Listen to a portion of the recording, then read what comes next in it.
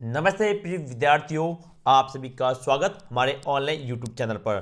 प्रिय विद्यार्थियों, आज हम बात करेंगे कक्षा 10वीं के कल होने वाले हिंदी के पेपर के मोस्ट इम्पॉर्टेंट क्वेश्चन की। तो अंत तक वीडियो जरूर देखें ताकि आपको हिंदी पेपर के जितने भी मोस्ट इम्पॉर्टेंट क्वेश्चन हैं और जो निबंध है वो आपको पता चल सके। देखिए कल आने वाले इम्पॉर्टेंट हिंदी के क्वेश्चन। देखिए मुझे कौन कौन से जो क्वेश्चन है जो इंपॉर्टेंट है हिंदी के, वो सभी क्वेश्चन जो पीडीएफ है वो पीडीएफ में यहाँ पर लेकर आ चुका। पूरी एक पीडीएफ है, अंत तक आप जुड़े रहिएगा ताकि सभी क्वेश्चन आपको पता चल सके। पहला जो क्वेश्चन है बच्चों वो है रिक्त स्थानों की पूर्ति कीजिए। यहाँ पे परीक्षा शब्द में उपसर्ग कौन सा है, तो इसमें परि उपसर्ग। कौन सा उपसर्ग है? परि। वे प्रत्यय जो संख्या शब्दों के अंत में जुड़ते हैं उन्हें क्या कहेंगे, वो लिखना है। दो या दो से अधिक वर्णों के मेल को क्या कहते हैं? संधि के क्या कहेंगे? संधि कहेंगे। यशोगान शब्द का संधि विच्छेद लिखना है। जब दो समान स्वर मिलकर दीर्घ हो जाते हैं वह कौन सी संधि कराएगी? दीर्घ संधि। कौन संधि कराएगी बच्चों? दीर्घ संधि कहलाती है। और चतुरानन और त्रिनयन शब्दों में समास कौन सा है वो आपको यहाँ पर बताना है। अगला क्वेश्चन है आके हटाना मुहावरे का अर्थ लिखिए। एक पद दो का जो अपनी लोकार्थी हैं उसका अर्थ आपको लिखना है।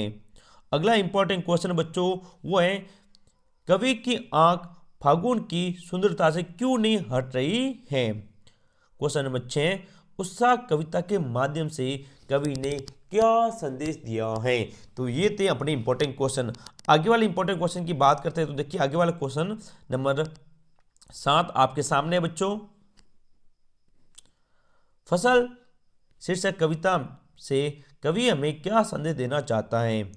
क्वेश्चन नंबर 8 बिस्मिल्लाह खां को शहनाई की मगल ध्वनि का नायक क्यों कहा गया है। क्वेश्चन नंबर 9 किन कारणों से लेखिका के मन में ही हीन भावना गढ़ गई थी। यहाँ पे गढ़ गई थी, ठीक है ना, यहाँ आएगा गढ़ गई थी। क्वेश्चन नंबर 10 मन्नू भंडारी का जीवन व कृतित्व संक्षिप्त में लिखिए। ध्यान रखें मन्नू भंडारी का जीवनी आप जरूर पढ़कर जाए अथवा में निराला, ठीक है ना, कि बहुआयामी कृतित्व व व्यक्तित्व पर प्रकाश डालिए। ये सारी इंपॉर्टेंट क्वेश्चन की हम यहाँ पर बात कर रहे हैं बच्चों, ठीक है। जो जो जो इंपॉर्टेंट क्वेश्चन है चाहे कोई भी हो, चाहे गद्यांश हो, जितने भी हैं उन सभी की बात यहाँ पर कर रहे हैं। जो 11 अपना जो गद्यांश इंपॉर्टेंट है वो गद्यांश आपके सामने आ चुका है कि पठित गद्यांश को ध्यानपूर्वक पढ़कर पूछे गए जो प्रश्न पूछे उसके उत्तर आपको देने हैं। गद्यांश आपके सामने बच्चों, और जो प्रश्न है पूछे गए हैं वो क्वेश्चन भी आपके सामने है। तो अच्छी तरह से इसका स्क्रीनशॉट लें और ये पीडीएफ आपको हमारे व्हाट्सएप ग्रुप पे मिलेगी, उसका लिंक नीचे दिया गया है। तो सभी विद्यार्थी व्हाट्सएप ग्रुप को ज्वाइन जरूर करें। नेक्स्ट गद्यांश के बाद पद्यांश, ठीक है, ये क्वेश्चन भी लिखे हुए हैं। इसके बाद 12वां क्वेश्चन है बच्चों वो पद्यांश है। पद्यांश को ध्यानपूर्वक पढ़ना अच्छी तरह से और इसके आंसर देने हैं। नेक्स्ट आगे बात करते हैं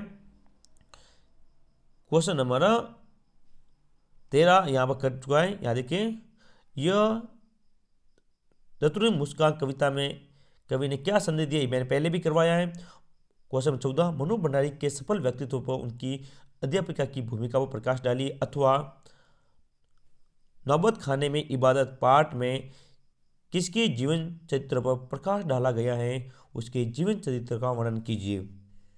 क्वेश्चन नंबर 15 साना साना हाथ जोड़ी पाठ में पीड़ा और सौंदर्य का अद्भुत मेला है, या फिर मेल है, उदाहरण से स्पष्ट किया मेल है, ठीक है ना, अथवा सब और जैसे जन्नत बिखरी पड़ी थी लेखिका के इस कथन को पाठ के आधार पर स्पष्ट कीजिए।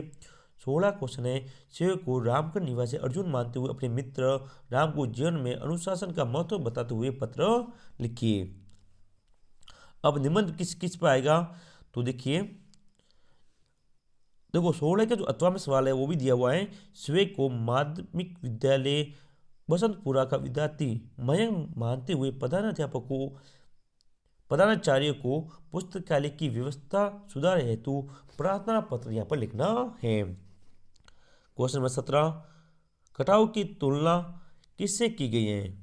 वहाँ पहुँचने के मार्ग के अनुभवों और वहाँ के प्राकृतिक सौंदर्य से मुग्ध सैलानियों की भावनाओं और क्रियाकलापों का वर्णन अपने शब्दों में कीजिए अथवा अपने खास साहब याजी और स्वादी दोनों रहे हैं।